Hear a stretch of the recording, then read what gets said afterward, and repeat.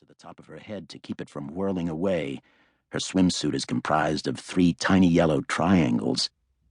10:40 in the morning, and already the back of his neck feels sticky. A line of sweat snakes down the indentation of his spine. His face itches. The bus lurches around a hairpin turn, and a body is thrown against him.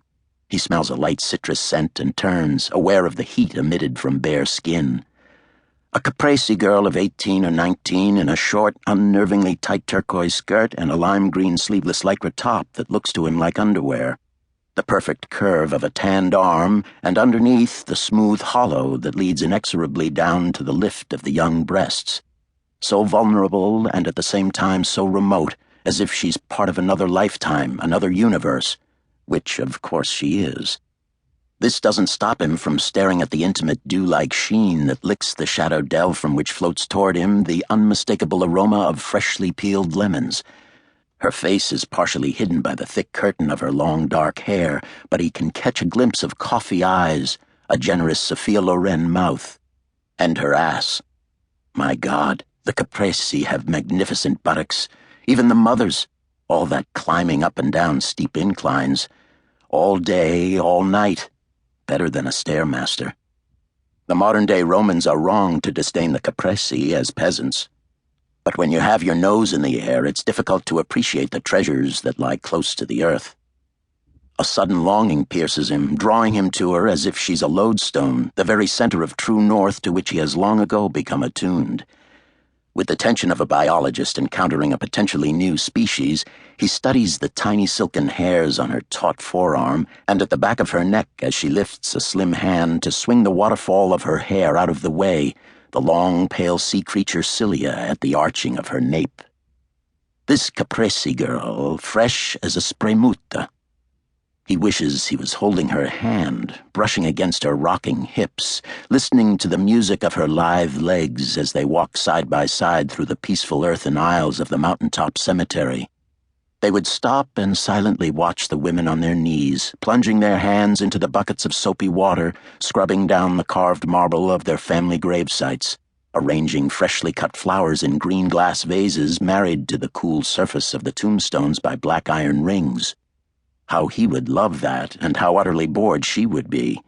To judge by the blank look on her face, a bracing macchiato and a spin into Todd's is more her speed.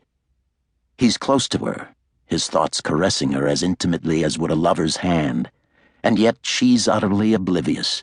Lips moist and half open, she cracks her chewing gum. He laughs silently, at her, at himself.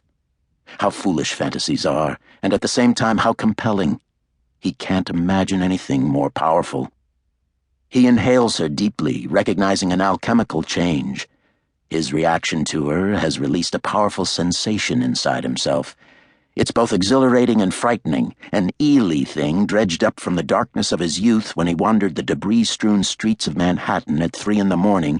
with the outsider's contempt for the humdrum world. How he cherished being other, a lone wolf watching the sheep all moving in the same direction, and how he feared the loneliness it brought with it. Possibly, he tells himself, he was searching for her, just this one, this perfect creature. But immediately he knows this is a conceit.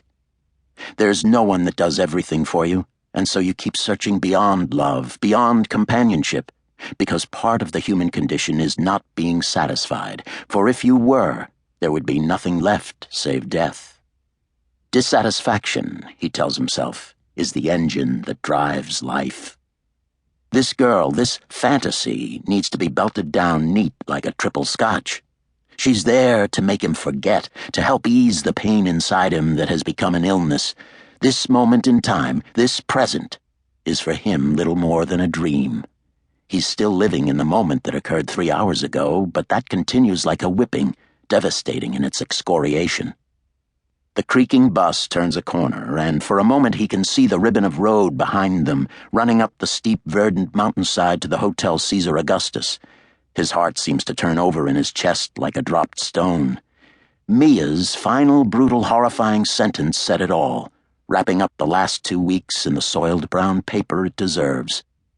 The bus, gears grinding ominously, staggers the last half-kilometer into the open-air depot at Capri Village, where he changes for the bus down